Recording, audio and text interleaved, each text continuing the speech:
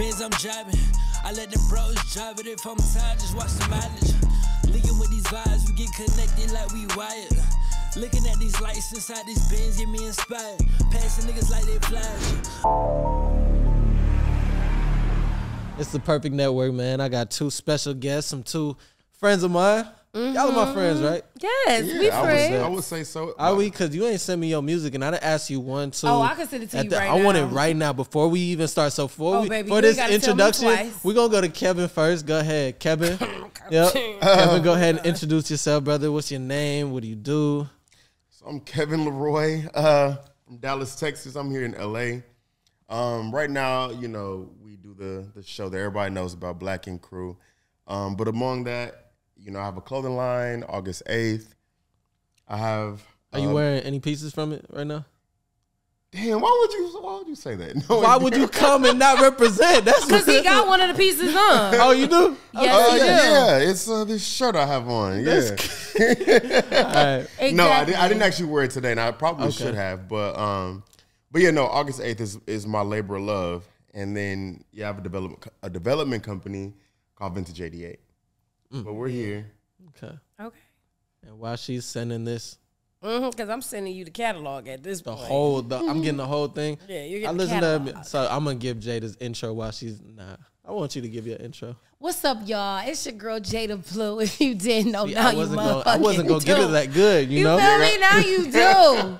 Now let me start playing with y'all. Some of y'all might know me from Black Ink. Some of y'all might now know me as that Kia from Angel and BT Plus. If you don't know, make sure y'all go subscribe to that. If y'all need somebody's login, hit me up. I will send y'all one. Tap into that. But yeah, outside of that, I'm in the developmental stage of my artistry and all that good stuff like that. I have a video dropping next month to my single, which I dropped in June, which is called Feel Like. If you haven't listened to that, make sure y'all go listen to that, go download that, stream that, support that, buy that, whatever y'all need to do with that. All of that. Go get that. Right. But yeah, the video is dropping next month, and it's a vibe. It's very risque. It's very sick. I just showed Kevin. Love it.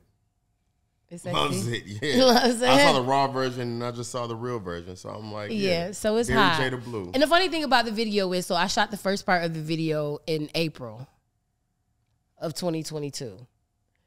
And I just finally shot the second half of the video in October.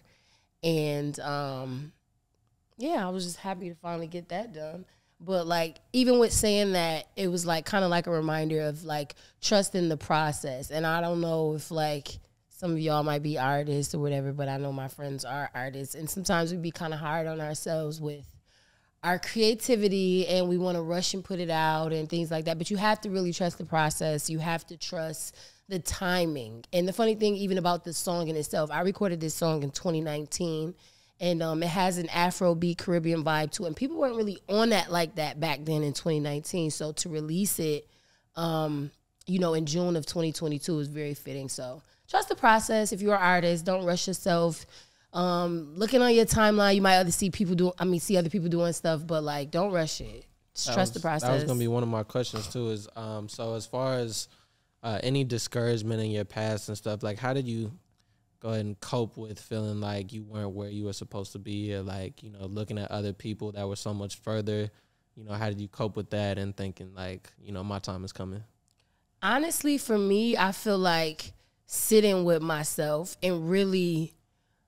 Because the thing is, like, when you have things like social media and you don't follow all the people who use social media for what it's actually for or what you should be using it for, it can get very discouraging. You can feel like you're inadequate. You can feel like you're not doing enough. You can feel like you're not making enough money. You can feel like you're not living the type of lifestyle that you should be living.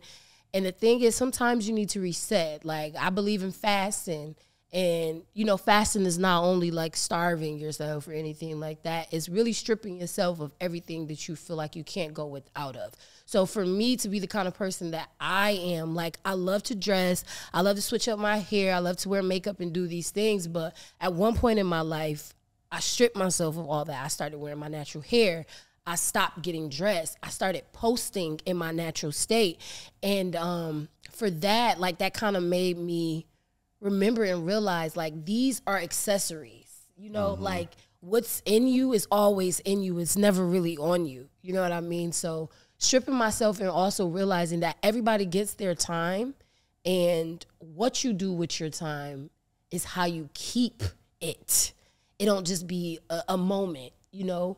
And for me, one of the things that I started to do when I did go through that was I stopped asking God, like, to give me this. God, like, if you give me this, I'm going to do this. What I started asking for was preparation.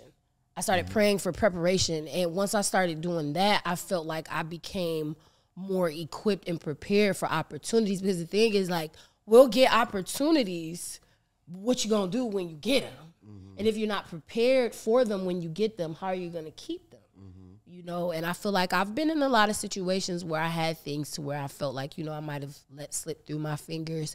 And I feel like, you know, it was a lesson learned. So, you know, in saying that, you know, like praying for preparation to be prepared for my blessings, and just like replacing all the doubt and the fear that I have with faith ultimately, and knowing that, like, you know, like God don't ever bring you this far to just leave you or mislead you. You know what I mean? So it's honestly, like I said in the beginning, it's just trusting the process and knowing that, like, you know, if something is not popping for me right now, it's because I'm not doing enough, or maybe it's not my time. And even, you know, like looking at other people, it's kind of like, you know, like with family, and you having a family dinner and your elders making your plate, and it's like, why they got this and why I don't have that? Like, I'm not focused on nobody's plate anymore. I'm worried about what I can consume. You know what I mean? I probably can't consume that. Maybe I'm allergic to that. Maybe that's not for me. You feel me? So it's like worrying about what's on my plate and doing what I need to do to keep what's on my plate. Type of shit that, you know, I be focusing on now too. So well said, Kev. So with your artistry, right? So you create these clothing ideas, these concepts. You gonna take a little sip? I'm gonna take a little take a sip. So you ain't on your own. Everybody take a sip. Take a sip. Yeah. You know what? And I'm here in spirit. But yeah, all good. So Kev, as far as your artistry, right? So you make these bomb ass clothes, right? And then you a fire ass tattoo artist, right? So working with other people, how did you first start out to where it's like, okay, now I can start working on other people's bodies, and I can also start, you know, dishing out these clothes to other people? Because I know you had to be comfortable within yourself first. Nah, so one thing that a lot of people don't know, I be trying to tell people nowadays is that let me either move it towards you, I'll sit up. I'll sit up whichever one straight. you want to do. I know Yeah. you laid back. Sit up straight. Yeah, one thing that a lot of people don't know is that I've been designing clothes since I was like in the 7th grade. That was first. Like, I've always loved clothes. You went to school for fashion. Yeah, this is why I fool with her, because I was like, you the female version of me. Somebody who just like to put it on, be in a different look every single day. Tattooing actually came second, and it was like fish to water though. Tattooing was like something that when I did it, because mind you, I was in Texas, and it was just like the city just loved it. It was like I was 19 years old, and it was just like that's what I got like locally famous for in my town was tattoos. So I was like, all right, this is what I'm gonna do. You know what I'm saying? And then when I started making enough money to like put myself through design school, I ended up going to fashion design school, and my teacher was like, you need to go to New York. Like, you shouldn't be here. You need to be in New York. And I was like, all right, well, I'm moving to New York then. And moved to New York, and I ended up getting hired at Billionaire Boys Club, and I worked there, and like I loved it. And it was just like, New York to me was just eye-opening. It was just like, it showed me that it was like, dog, like things are a lot bigger than what you see in your own little world. Going from Texas to New York, it was shell shock. Right. And when I moved there, it was like, not only was it about like, what were those prices like for the cribs? Oh shit. It was 3 of us in a 2-bedroom, so you do the math at that time. Yeah. Like, and I was tattooing out the house. Like, it was a lot, but at the same time, it's crazy. I'll never forget. It was a moment my mom had called me when I was there, and she was just checking in on me. And I remember I was like laying in my bed, like it was like summertime. I remember I was like looking out the window, had like my little window unit going blasting. And when she called me, and she was like, "I'm just checking on you." She was like, "How you doing?" And I remember thinking to myself, I told her, I was like, "Mom, honestly, like right now in this moment, I was like, I'm the happiest I've ever been in my life." You know what I'm saying? Even though it was 3 of us to a bedroom, even though like I was working a regular job at Billionaire Boys Club, like it was like you made yourself uncomfortable and you was taking on a challenge. And your circumstances don't define like your happiness. I'm gonna tell you that move was the best move I could ever do. Cause I remember like going from Texas to New York was something that when I told people, they were like, "Kevin, it's real expensive there." You know, like I don't know. You know, people put their fears, their fears on you. You know. One thing about me, and it's a blessing and a curse, is just like no matter how scared I am of something, I will still do it. You know what I'm saying? Almost to a fault. You know, and in that situation, it worked out in my favor because I ended up getting noticed by the right people. You know what I'm saying? Like that's where the shows started coming in. Like I ended up really taking tattooing serious, and I ended up working with like phenomenal artists. You know, and then Ink Master hits me up, and then Caesar from Black Ink hits me up, and it just snowballed from there. But I feel like it all stemmed from that one decision to say, you know what, like fuck it, I'm gonna pack up. I mean, in 3 months, literally 3 months, saved up like I think I saved up maybe like $1,100. I thought you were gonna say something. No, I'm telling you, like you took $1,100 to New York. I'm gonna tell you, I saved up. Because I had responsibilities and shit in Texas. And it was like, okay, how much can you put on the side? And I remember I had my best friend Courtney at the time. Courtney already lived there. You already know Courtney. He was like, Kev, come out here. However long you need to stay with me, however long all 3 I need to stay with me, you can. So to me, I'm like, shit, like nigga, all right, like I'm gonna come. And I remember we landed at LaGuardia, and I remember him calling me. He was like, hey, one of my homeboys is trying to sublease his apartment. He was like he just needs $1,100 for a down payment. God is funny. God is funny like that. We were literally, and it was crazy because we had this is a learning experience. We had between me, Rachel, and Reggie Turner, we had like 10 fucking suitcases. Now imagine like, you know, they tell you once you get 2, you know, how much each bag costs. Right. I had to pay so much money for all these other bags, and it was just like, all right, like this is how much money I got left over. It was $1,100. I remember him calling me while we was in the fucking bag claim, and he was like, yeah.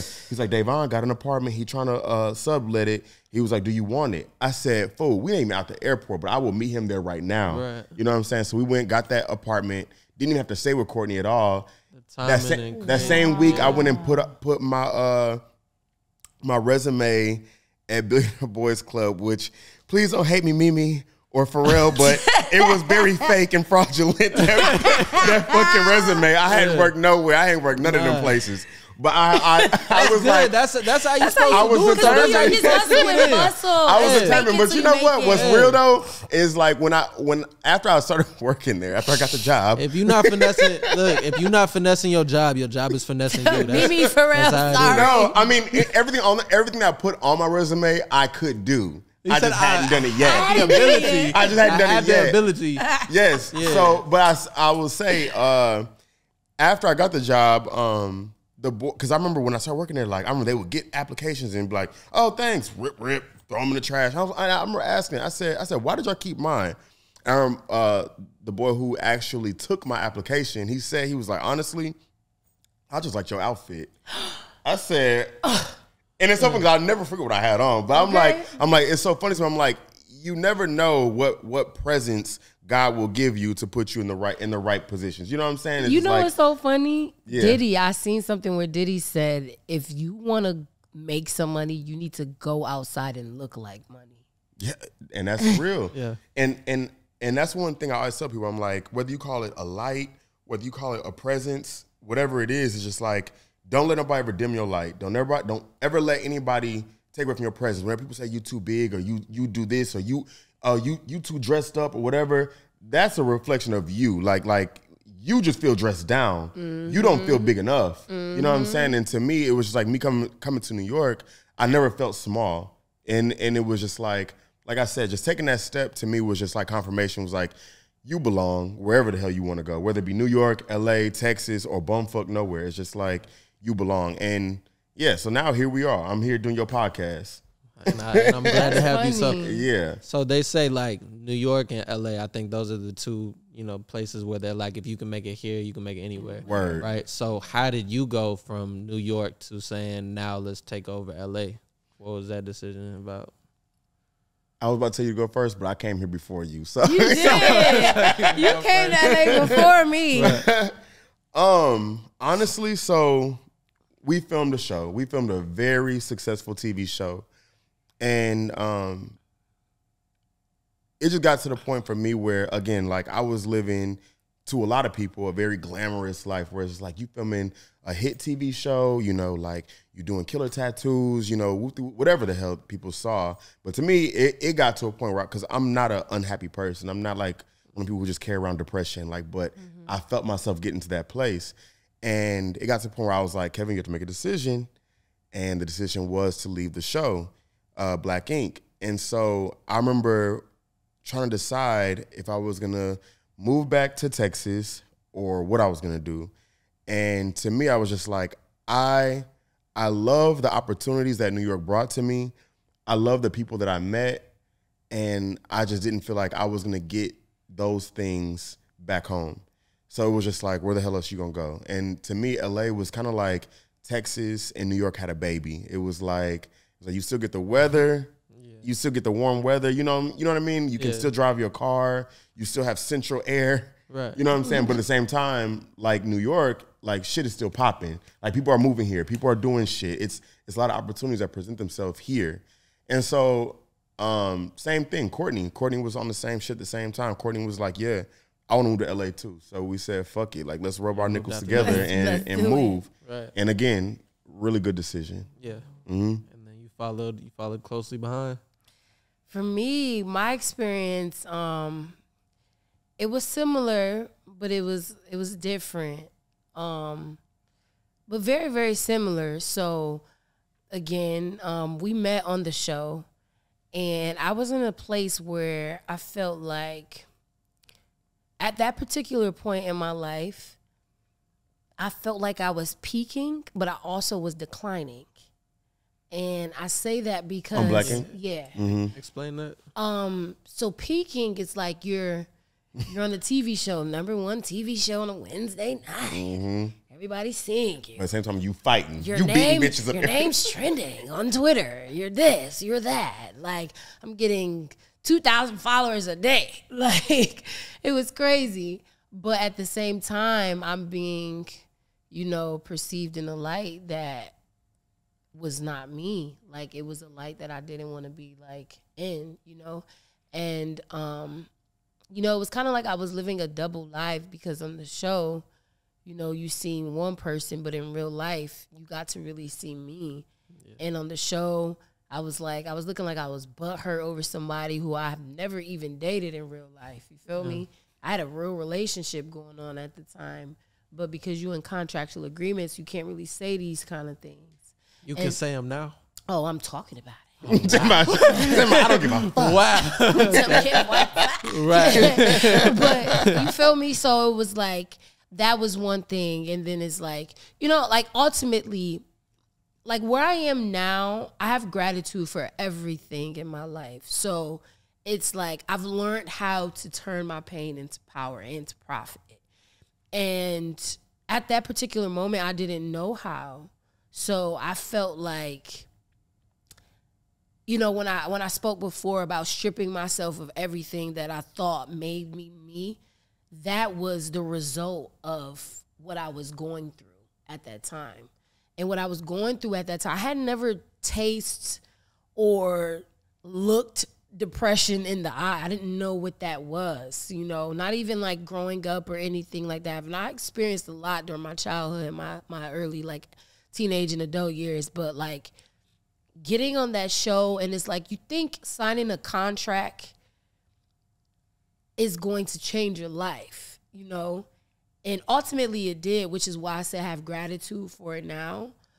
But doing that in that particular moment and being blinded and not knowing what I was actually getting myself into and learning all these things while I was experiencing them, that was something that I wouldn't wish on anybody at that particular time. You know, and I thank God that I have a good sense of self and I'm very grounded because if you're not really familiar with like reality TV and like the origin of it, you have like the real world and things like that. Mm-hmm. A lot of these people suppress and they cope and they do so with drugs or alcohol, and then it becomes very detrimental to them. And sometimes some of them even commit suicide. And at that particular moment, I understood why they did it. Yeah, because you think about it, it's like there's so many people out here who that was another thing. Firsthand coming to LA was just like, I see like the reality star graveyard where it's like they ain't doing nothing else. They ain't got nothing else. They're going to get regular jobs. And I would be lying if I sat here and told y'all that I never contemplated on doing that. And it was like, you don't ever want to be that person where you feel like you was a has-been. Well, see, I'm not even talking about the regular job because I don't even mind that because to me, I'm like, dog, if it really came down to it, because I feel like tattoo artist is a regular job. No, it's not. But you're still artistic. You still get to, you know. But I'll say this to your point is just like the ones who come out here and it's like, because this is a conversation that not a lot of people talk about. It's like, what do you do after reality TV? Because what a lot of people don't know is that unless you fucking Nene Leakes or somebody, reality TV don't pay you a whole lot of money. It does not. You feel me? It does not. But at the same time, it gives you the same level of fame. It gives you a platform. And that's what I had to realize at that particular moment. Because when I signed that contract, I took a pay cut. Before I started doing reality TV, I was doing makeup and hair professionally. You know what I mean? And because people don't know, you get paid bi-weekly when you do reality TV. And what I was making every 2 weeks, I was making that in a day. I was making more than that. 100%. I was making more than that, you know, but like, again, it gives you a platform and things like that. And I remember when I decided to move to LA, I got invited to Amber Rose Slut Walk. Hey, Amber. And we need to get her on too. We was just talking about that. No, we weren't. But I got invited to the Slut Walk, and that was actually my first time coming to LA. And what ended up happening was I was here for 72 hours. And when we had to start filming, this is right. I think you had quit by this time. Mm-hmm. You had quit the show. But we had to film in New Orleans. Yeah, that's when I did that last those last few scenes when I was in New Orleans, and I saw what they did to me and like why they invited me there. And I was like, to Slut Walk or to New Orleans? No. To New Orleans to film. Because I only left.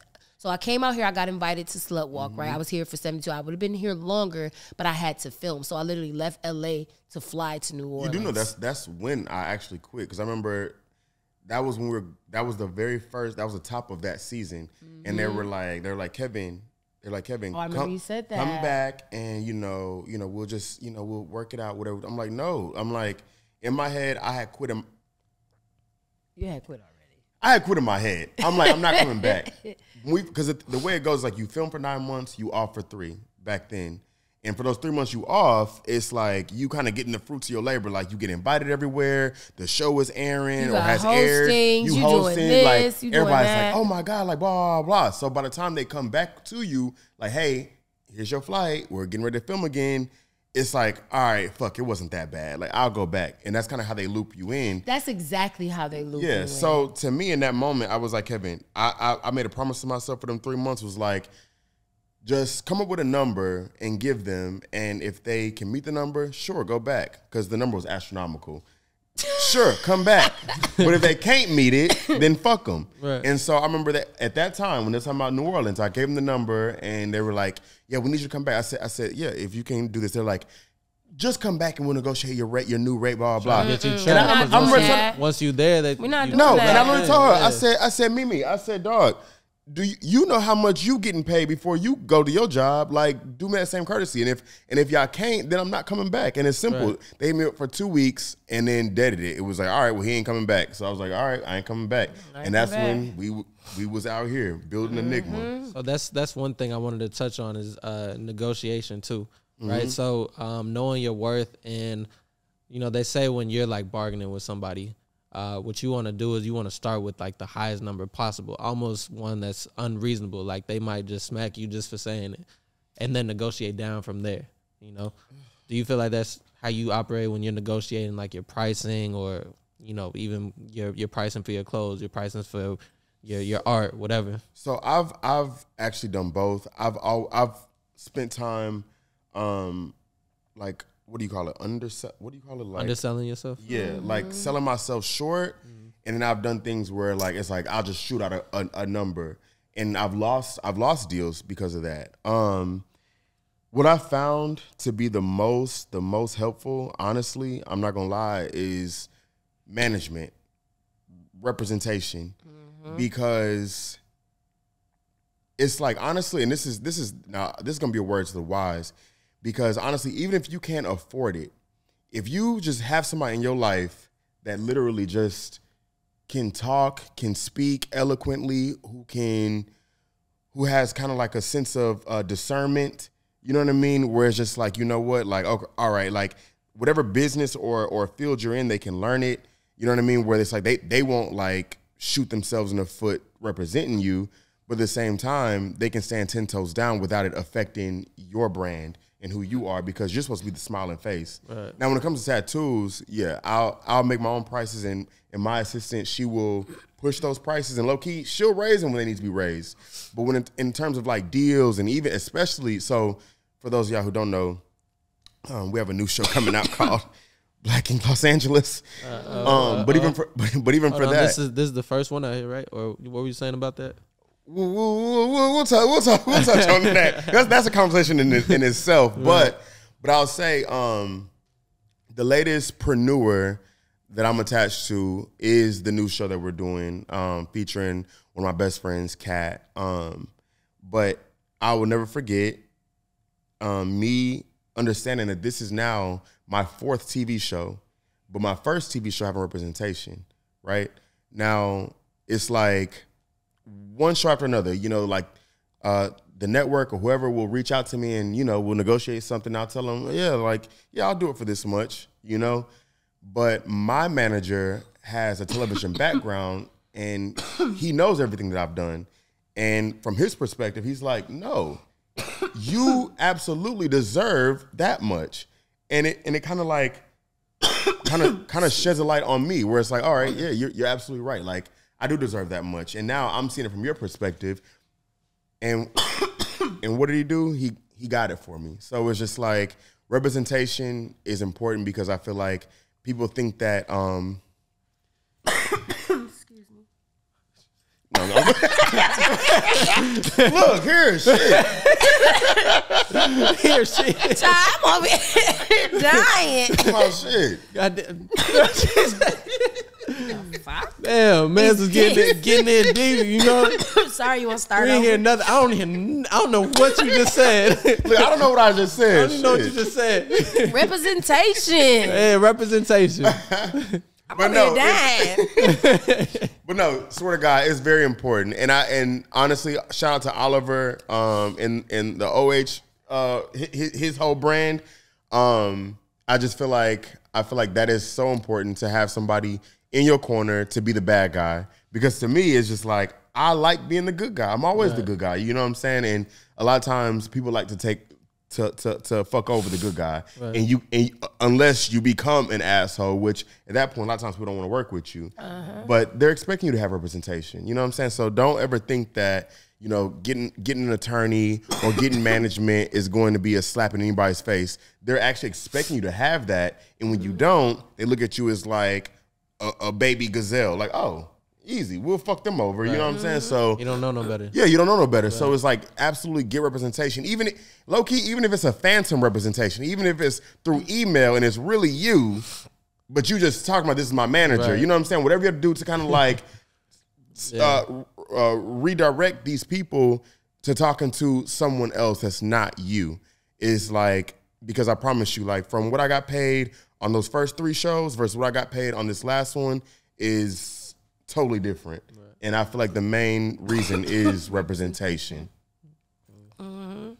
And you spoke on mental health a second ago. As far as like mental health and addiction and other things that you were mentioning, as far as personally or people that you've dealt with, how did you cope, or how did you manage yourself or other people who are going through any type of addictions that they were going through? I was around. I ain't gonna come out. Yeah, go ahead, get it out. One more sip, and then we're gonna go straight to it. Shit. Your girl still pulled up, okay? Yep, we love it. I'm a little under the weather. I know. I heard it when she was on the phone. Hello. You talking about you sick?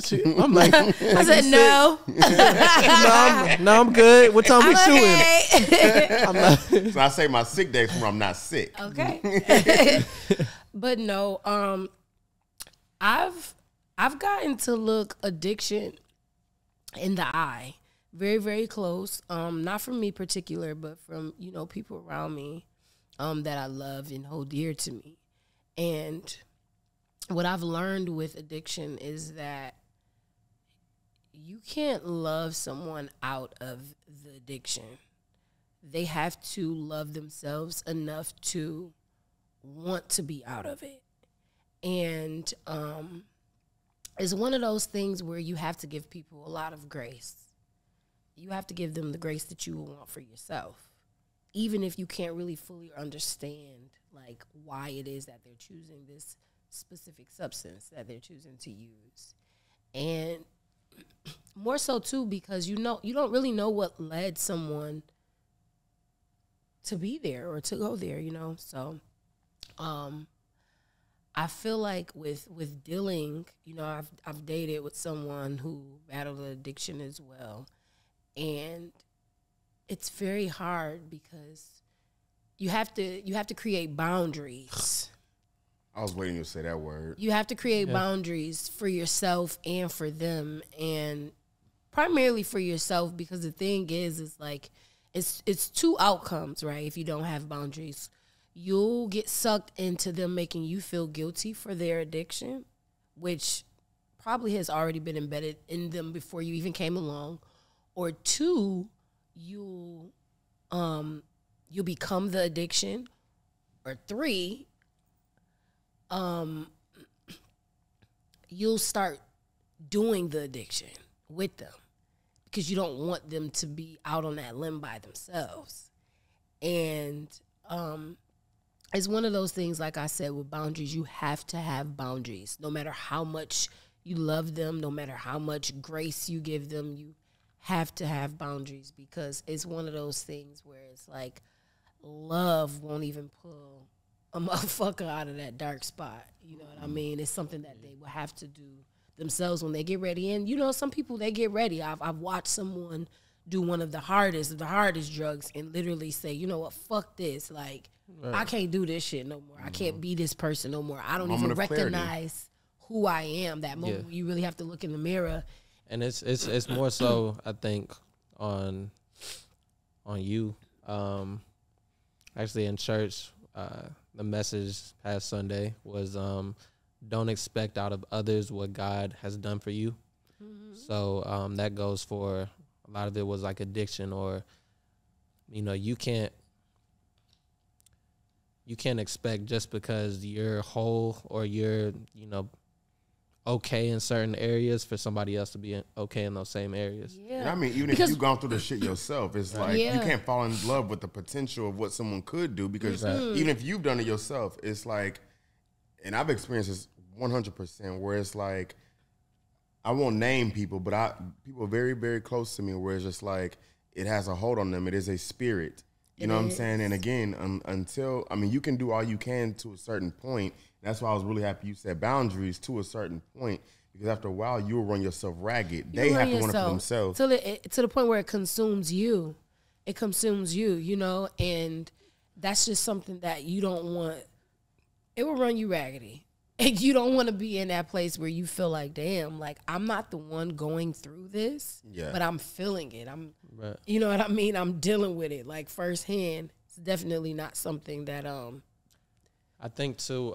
It also there's no like time frame on it's not on when somebody will get better. But they have to want it for themselves, and I don't think everybody needs to just abruptly stop any type of addiction. So I think doing things slowly, taking something away little by little is probably the best way to go about anything.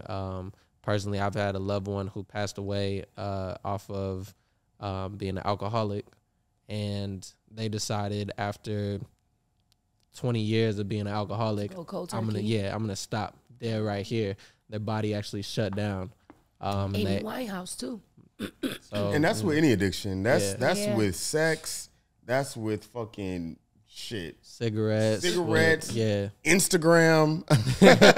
I'm like, it's a process. Like I feel like you just have to consciously make the effort, because I feel like cold turkey is, sure, it sounds good in theory, but I just feel like it's more unrealistic than and you want to know something for me, and that was the thing that I've battled with the people who were around me who suffered from addiction, because I'm very much a light switch. When I'm ready to stop doing something, I stop. No. Like even when it came to like smoking weed, when I said, you know what, I was in a space where I wanted to manifest something and I need to manifest it like quick. So I'm like, you know what, I need to fast.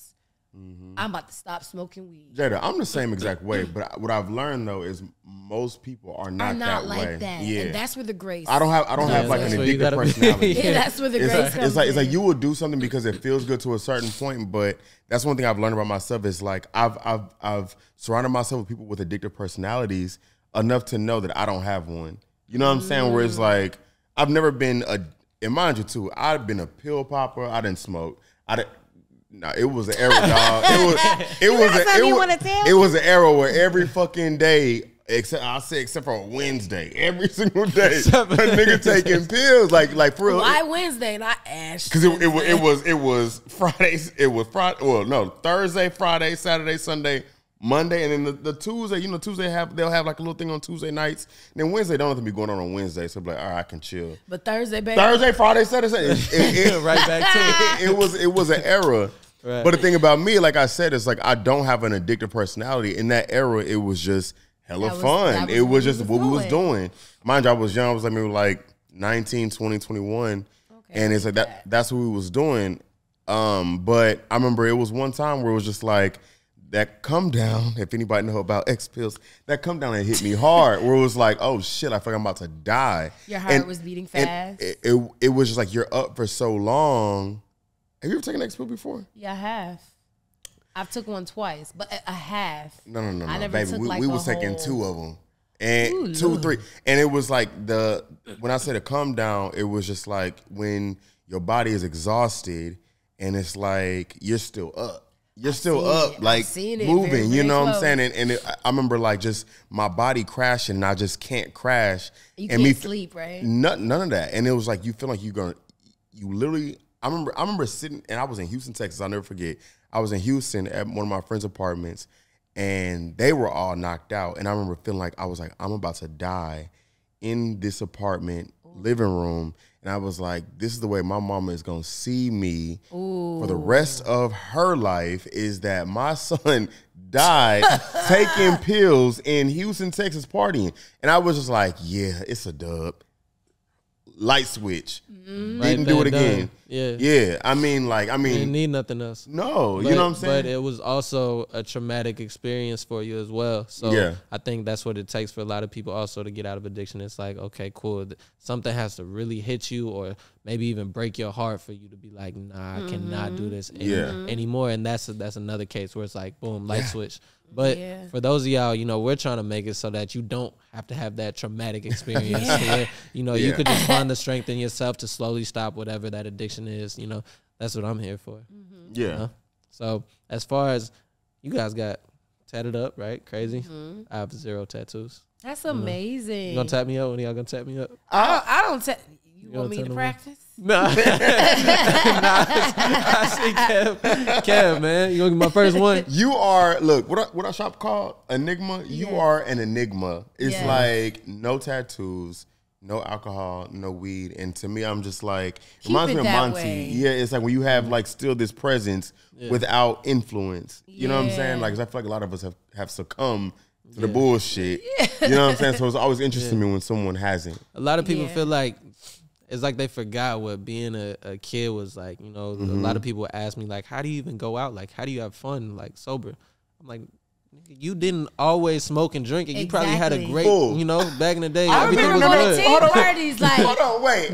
I'm sorry, Jadah. Because I literally just said this to somebody. I was like, you know what's so crazy? And they looked at me like I was stupid. I was like, you know what's so crazy? I was looking at some videos of us as kids, pictures of us as kids. And I was like, we was just running around sober. I was like, we was just all sober. And they was like, yeah, nigga, you was kids. I'm thinking, like, bitch, it was years. But then responsibilities came, you know, responsibilities came, and now it's we like, feel like we needed something. You know to what? cope. I need it, you know? Yeah. But yeah, man, I never had to run from anything, you know? I never felt too pressured by anything. And then also I was always living, you know, a life where I was like, I'm not where I want to be, but I'm making like progress towards the right direction, you know? And at some points I was maybe stagnant, but I don't ever think it's been, if there was any declines in my life, it wasn't like much of one. Yeah. And if so, it was more like, okay, cool, let's bend in my legs because I'm ready to shoot up. You know what I'm saying? It was like, you know, just a step down for a huge shot come up. up, right? Yeah, so, you know, that was that. What was my question? My question is, I missed the memo because y'all look like y'all on the same team. We was on the. She walked in. I went and changed real quick. Nah, so we were talking about y'all tattoos, right? yeah. Have y'all tattooed Yeah. y'all partner's name on you? I did. I was. You knew what I was gonna say. I wasn't even 18. I knew what you were gonna say too, and I'm like, that wasn't a good question because the answer is no. I did. The answer is yeah. You tattooed your man's name on I you? sure did. I was like 17. Ooh, and let me tell y'all how Where's my it at? mom found out. It's gone, baby. It don't exist no more. Okay. I'm gonna tell y'all how my mom found out my dumb ass. Y'all remember Photo Bucket? Yeah. What is Photo Bucket? Ooh, child, that's where you used to store the pictures Yeah. before Cloud. Oh, okay. iCloud Yeah, was yeah. a Photo thing. bucket. So we had this computer, and Your mom went through your photo bucket. listen, I took a picture of it. I think I uploaded it. But you know, like how you'll have your pictures is like the screensaver for your. Right here. You went low. You want to hear this? Wait, how old are you? I'm 25. Oh my God. Talk about He don't know what 25. photo bucket. He don't know this era of Keep Yeah. safe. We'll We take a got picture with we digital got cameras. keep safe. Yeah. Oh, child. Well, anyways, my mom got on the computer one day, and she was looking through something or looking for something, and I was helping her look for it, and I was going through it, and the picture popped up. And she was like, "Is that real?" And I was like, "No." She was like, "Lift up your shirt, let me see." And it was right there, big, bold, and black. Oh. And I was like, oh, God. She was like, you would have got his name. She was so disappointed in me. Oh, my God. What made you? Okay. I was 17. It's Know a lot of better. 17-year-olds who don't get their nigga name tattooed. Well, see. Well, at that time, how many tattoos did you have previously? So I had my Like, first it wasn't your tattoo- first one or nothing, No, right? I Okay, had got cool. my first tattoo when I was like 15, 16. One of my friends had actually paid for it for me for like my birthday or some crazy shit like that. And my first tattoo says my name. It was like a heart and like some dumb shit. Right. Still got that. And that tattoo was actually my second. That was your second tattoo? That was Yeah. your second one. I went for the gusto, baby. Oh shit, okay. I sure did. Okay. But 3 years after that, I got it covered up. So Well, from my perspective, There's I always that. tell people don't get it. I'll be the one to tell you flat do out, not, don't get don't it. do it. Don't Like do if it. that's how you gotta prove your love. At the time, you Praise felt the like Lord. that was what you needed to keep him, or did you feel It wasn't like about keeping because you I felt was like you I was was gonna be with already him forever? kept. You At felt- that, Yeah. He's like, I want to show you I'm down. You want to see how down I am? oh God, I don't want to talk about being down because I did some crazy things. So I just want to know the reasonings. Did you feel like that was your forever person? At that particular time, you know, like when you're young and you thinking you in love, like you just think that is the end all be all. Right.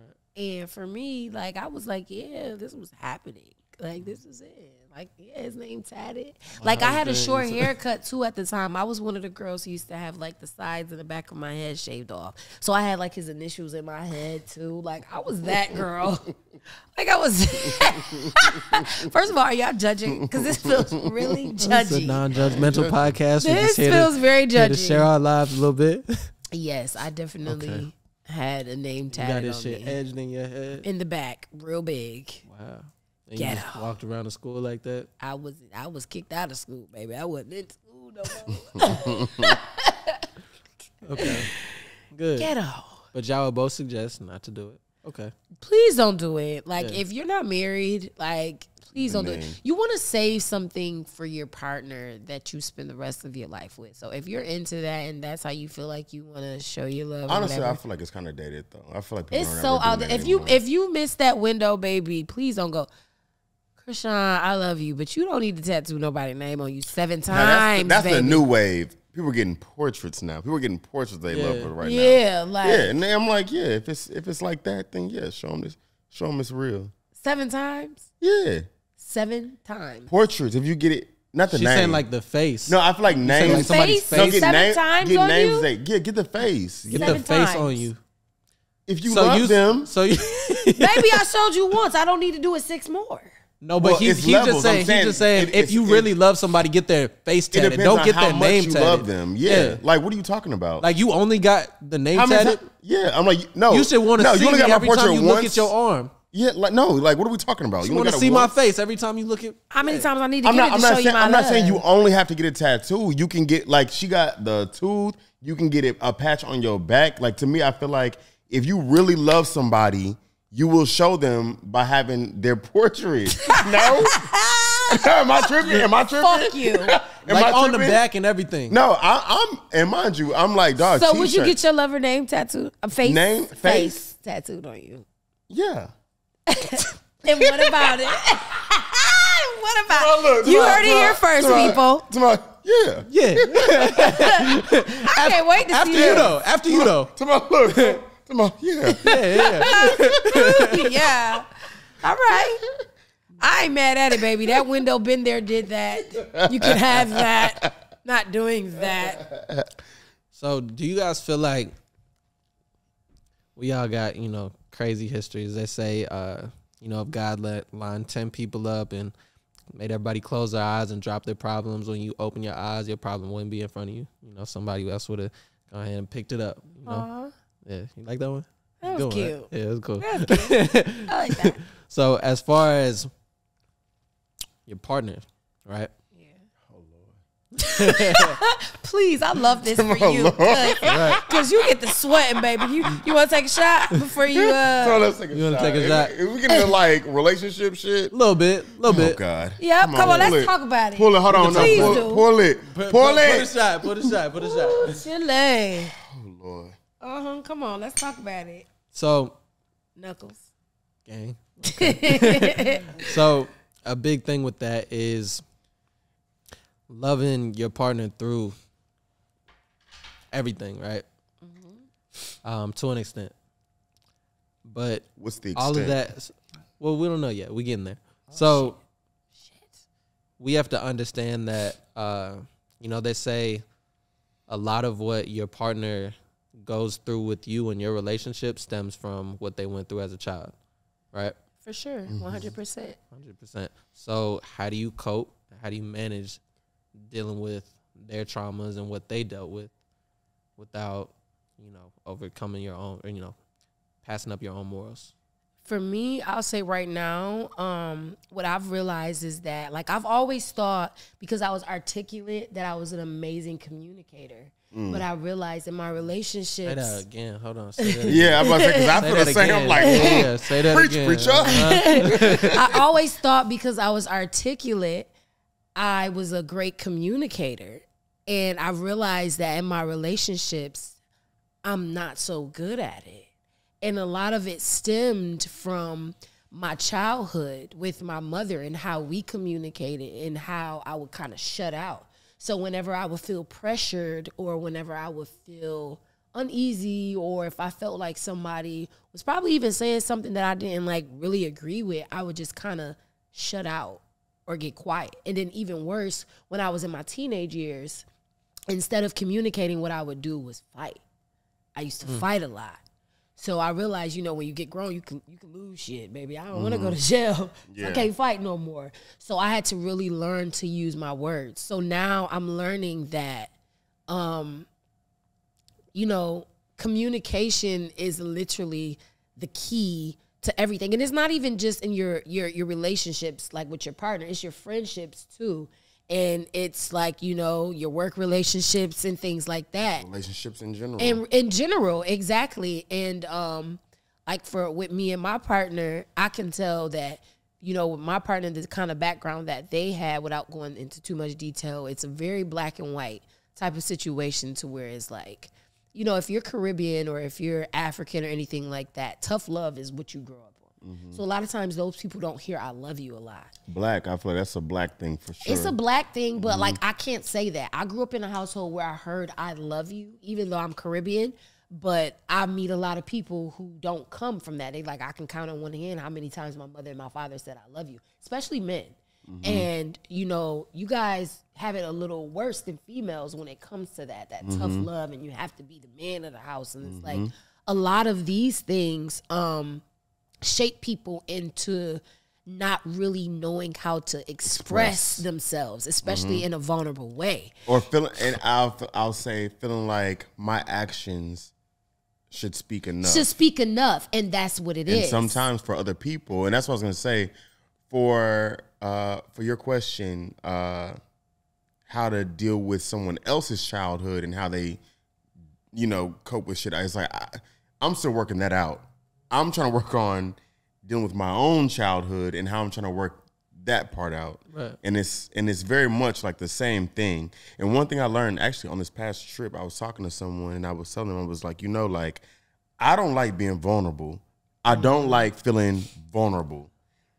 Even talking about this podcast, I told you, I was like, yeah, I'm working on that. Like, I want to start talking about shit with the whoop.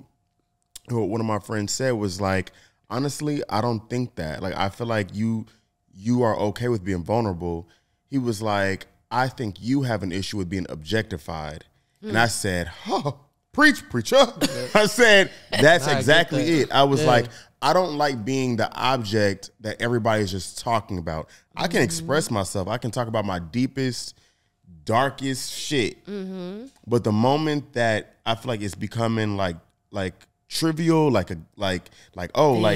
the thing that just the hot topic, that's when it annoys me. That's when I become bothered. And that's in friendships, relationship, like whatever relationship. Is just like, to me, I don't like being objectified. And I think that does stem from childhood. Like when it comes to being like, oh, is Kevin gay? Is Kevin, you know what I'm saying? It's like, nigga, I don't want to be the type of guy's fucking conversation. You feel me? It's like, why is it your business? Yeah, well, and not even that. And again, not even just that. And I think it stems from that, but literally anything is just like, dog, like to me, I mean, as simple as that. Don't objectify me. Where it's just like, you know what? Like, if you want to talk to me about something, if you want to have a one-on-one conversation with me, even if it's a this, yeah, we can have it. We can talk about it. But it's like the moment I feel like I'm like a postcard. It's like, no, we're not doing that. I'm not doing that. You rather it come from you. Like, a lot of people will, like you guys said, project certain things, but it's like, let me tell my truth. Well, I think I would rather it. So also too, this is another thing too, is like I am big on verbiage. I'm big on wording. So it's like I'll say this specifically to your question about within your relationship. If someone asks me a question, it's like I need to know exactly what you mean, how you worded it, because it's like my mom was an English teacher, and it's like, you know what, like, and people know, like, I'll go in circles before I just blindly answer a question. It's like, what are you asking me the question for? Are you asking me because you want to like like make it a game or a play thing, you know what I'm saying? Or are you asking me like, because you genuinely want to get to the bottom of whatever the issue is. You know what I'm saying? And all that plays on like how you talk to me. So again, like you said, I am very articulate, but a lot of times it doesn't make me the best communicator. Yeah. You feel me? And almost like I said, to a fault, where you know, like I'm working on that, where it's like I feel like the people around me have good intentions, but I feel like because of childhood shit, there's a natural wall up, a very tall wall. Yeah, and you'll learn to like release that, you know, and become. I'm in my 30s. I don't know. I think that's something that just comes with me, like batteries. No, don't say that. Like, don't say that. You don't ever want to be one of those people that's just the way that I am. No, I feel like there's always room for improvement. No, I think that it can be improved, but I don't think that it's gonna change. I think it's gonna be easier. I think I'll be probably more open to having conversations, but I feel like who I am is who I am. Like who you are is who you are. I feel like that's like embedded like your DNA. You know what I'm saying? It's like. But I feel like you feel like that's like a characteristic of Kevin. It's like a characteristic. That's one of the things that define you. That define me, no. But that's not of you then. It doesn't define me, but it's like I don't think me having black hair defines me, but it's a characteristic that is very much true.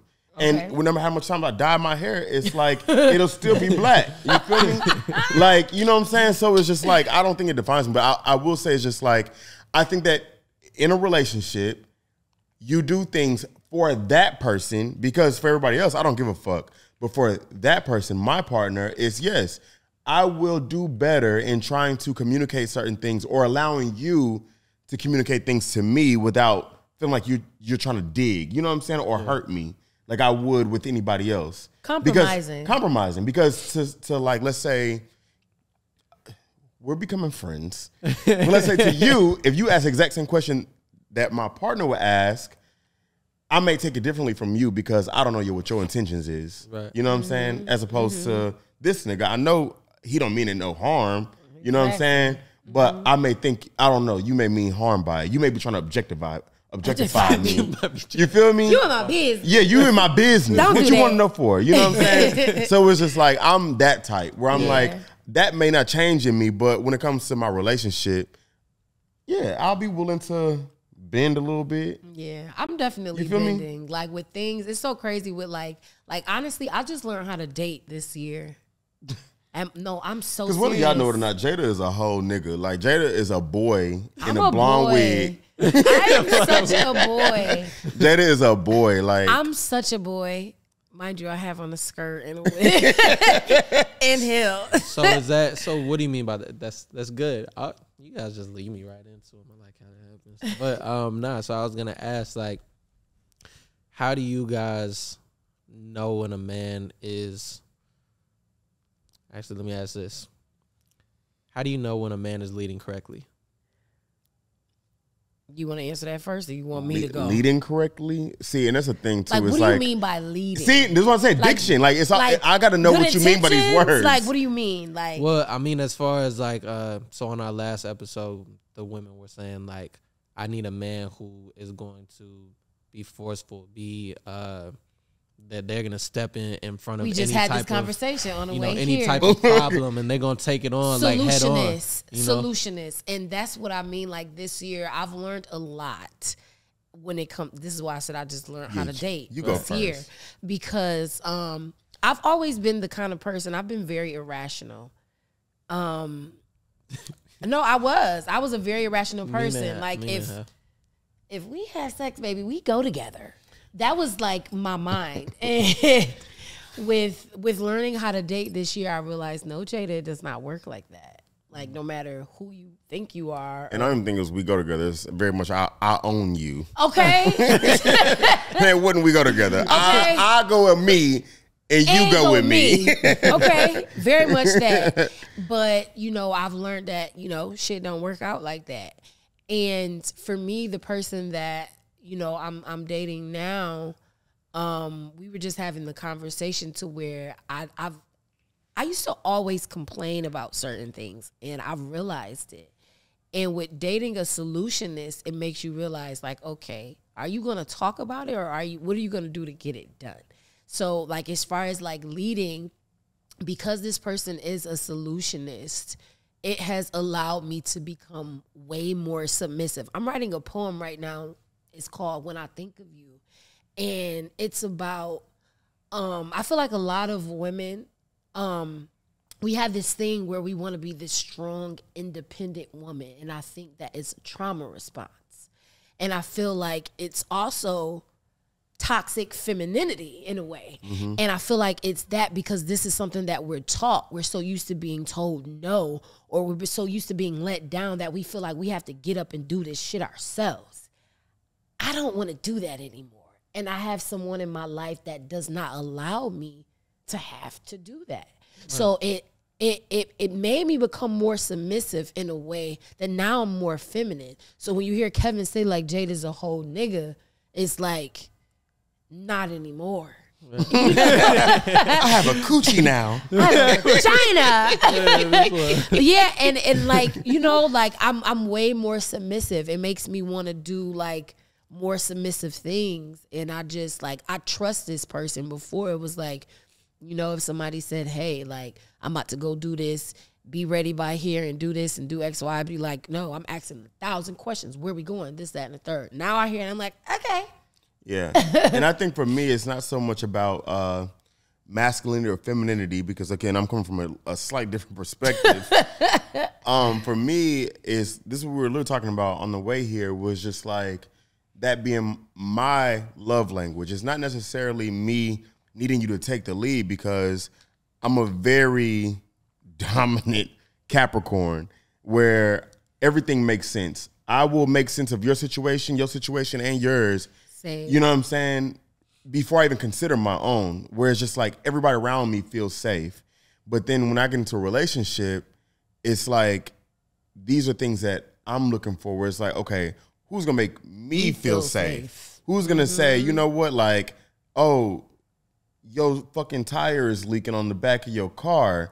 Oh, I've taken it to the dealership to get it fixed. You know what I'm saying? Like, do I need you to do that? No. But you just made my life a lot easier by doing it, by handling it. Initiative. You feel me? The initiative. Because to me, I feel like I'm such a person that, like, I'm not gonna ask. I'm not gonna ask.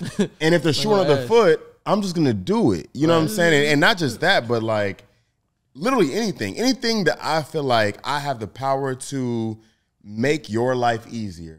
Right. And that goes for my friends, for everybody, my family, you our are relationship. A solutionist. That's one of the many reasons why I love you. 100%. Yeah. So to me, it's just like when I date someone, it's like that is the best way to get to my heart, where it's just like, you know what? You found a solution before I did.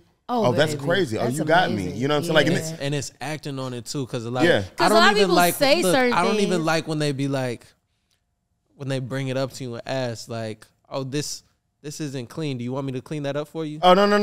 Because the answer's going to be no. No, I'll get it. Because I'm be like, nah, I'm going to get it in a second. I was about to get it in a second. Yeah. Now you go over there and you do it already, and it's, oh, yeah, I just did. Why are you going to ask me? You know I want to clean. Would you want to clean? Because you see it. You see it like I see it. A perfect example. Like me and this nigga, like when we first got together. Me and this nigga. I ain't going to name names on no podcast. No, it's Rashad. I know who you is. When me and Rashad first got together. Hey, Rashad. Hey, Rashad. But no, like when we first got together, that honestly is what was like, you know what? Like, you got me. Mind you, again, tattoo artists, TV shows, all this shit, made plenty of money. Credit was fucked.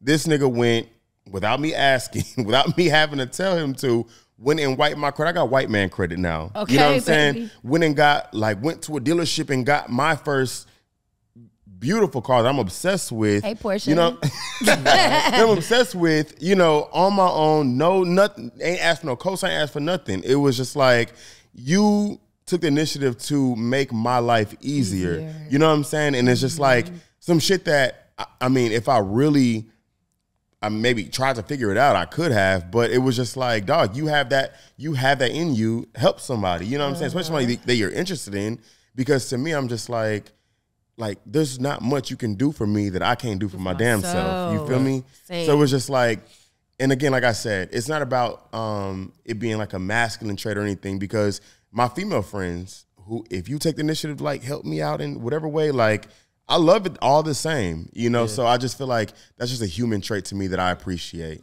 And then it just comes with reciprocating that same thing. Mm-hmm. I think that's the biggest thing too, is that, you know, when somebody does something for you, like do something for them back, and it doesn't always have to be monetary. It's like find your own value to give to that person. I think that's one of the biggest things with me. But I think those are the two things for me is how I try to lead personally as a man. I see that with you. Yeah. So with me, it's showing showing initiative and it's showing up. So it's not even that showing up is my new thing. It's like, you know, the girl I talk to now, she invited me over for a taco night and she stays fucking an hour away. Damn. That's a lot of I'm initiative. downtown. You know how many taco trucks I passed just getting to the highway? I did not want to go all the way out there for no taco night with her friends. She in what city is that? I don't know. Fuck it. Rancho? Far. Look, I'm like, It's in Neverland. it's San Diego? That shit was just far. It's LA traffic. Everything's an hour okay, away. yeah. But she's far and it was LA traffic. Crazy. You know? So it was just, you know, showing up for that person. And then I did that because every time I ever asked her to be anywhere, she was there. You know? So now it's okay, I can reciprocate in this way, go bring my energy, say what's up to your friends. And I think that's another thing too, is how to help a relationship is you guys need to associate with each other's friends. I think that's one of the biggest things is like, I don't even like those like one-on-one like dinner dates. Like they seem so forced. We got to have like this forced ass conversation. With just you and her. Yeah, I don't like that until like later on. Cause it's like, Really? it's like if off rip I think the best first date is like a group function. Like you come with me and my homies and, or you know, you bring your friends, I bring my friends. Cause I'm myself. Yeah, I'm myself around my closest people. You know what I'm saying? So I want you off rip to see. But you have to have met her in that way. If I've met you around a group of people, then yeah, we can continue that until, you know what? Now let's one-on-one. But if I met you one-on-one, baby, I'm not dating you and your friends. I'm not dating you and your friends for a long motherfucking time. I can see that too. But then it's also that friendship part because it's growing as a friend before you grow as an intimate relationship. You know what I'm saying? So off rip, if that's your mindset, is like this person is, I'm about to date you off rip. And like you said, the moment we had sex, we locked in, da-da-da-da.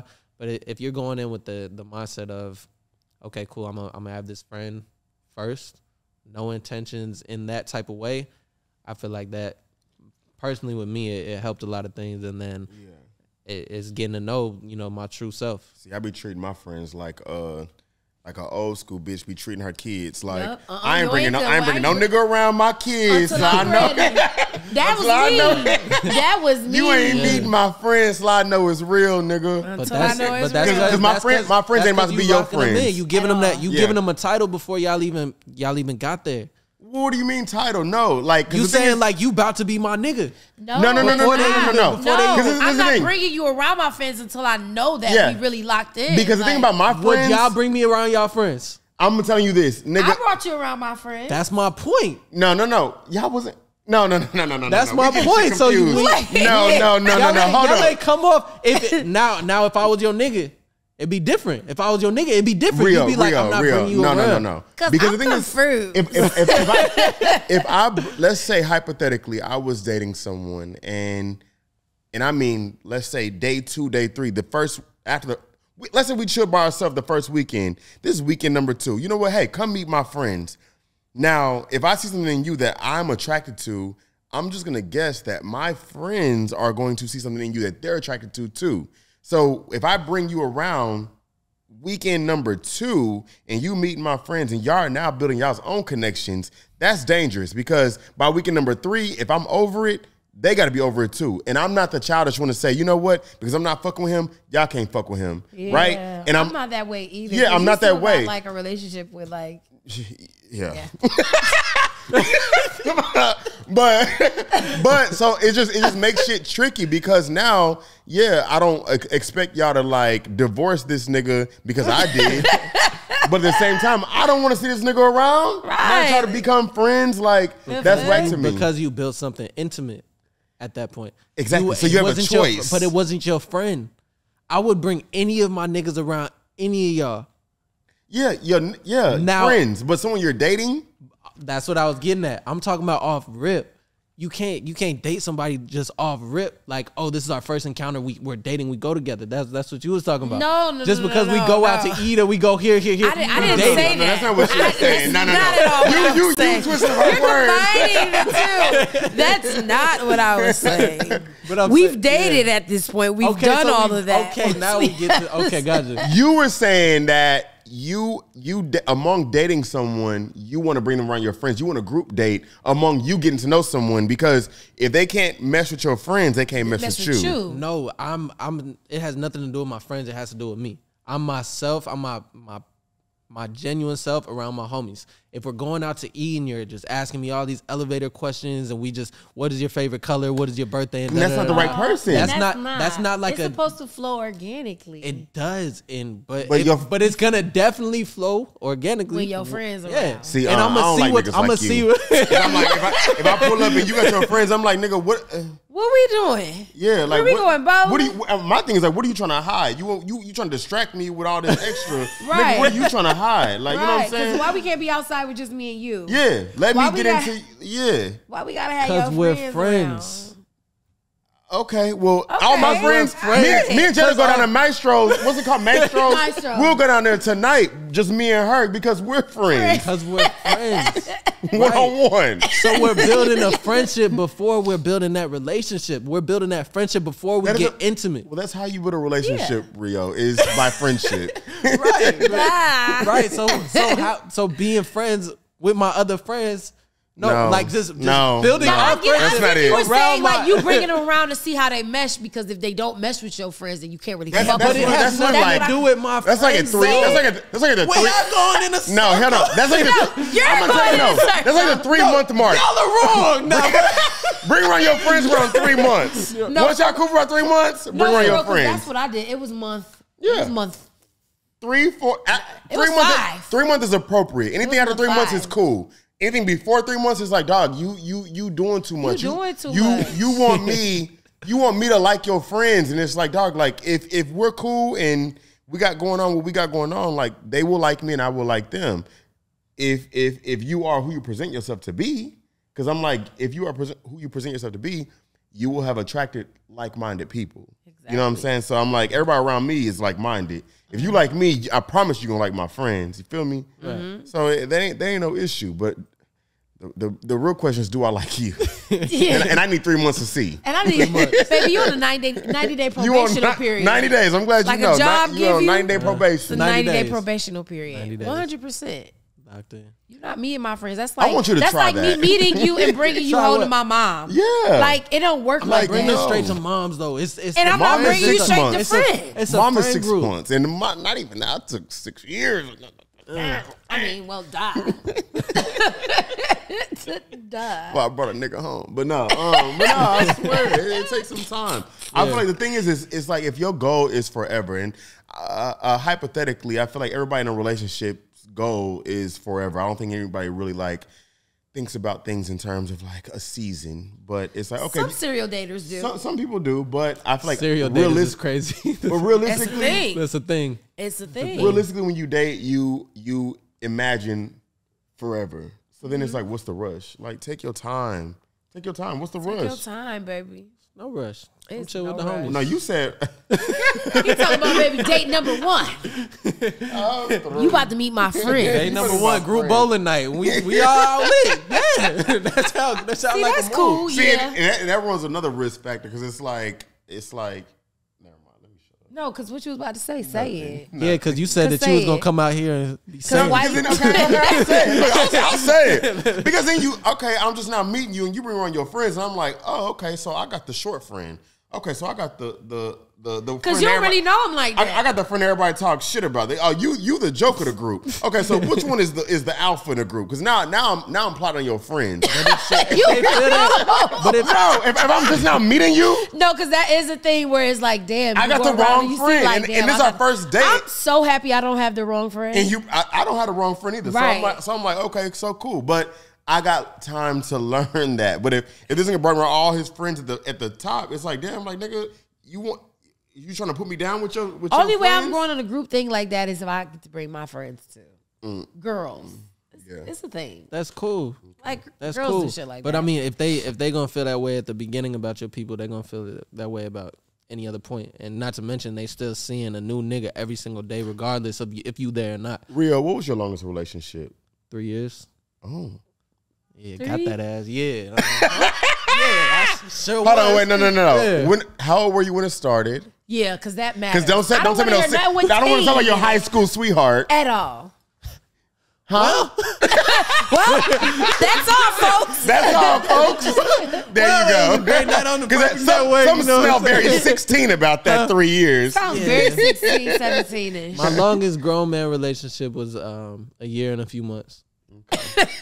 Yeah, I've only been in 2 relationships, so Okay. I would really classify it as one. Okay. I really only been in one. And nothing's wrong with that because I'm currently in my longest standing relationship. Everything before that was a year and some change. Trial and error. Around a year. Cool.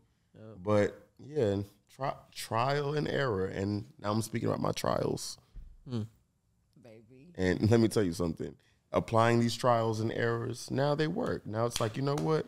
Same. This is why I said Now I it's just been almost learned how 4 to date years. this year. You said what? I said this is why I said I just learned how to date.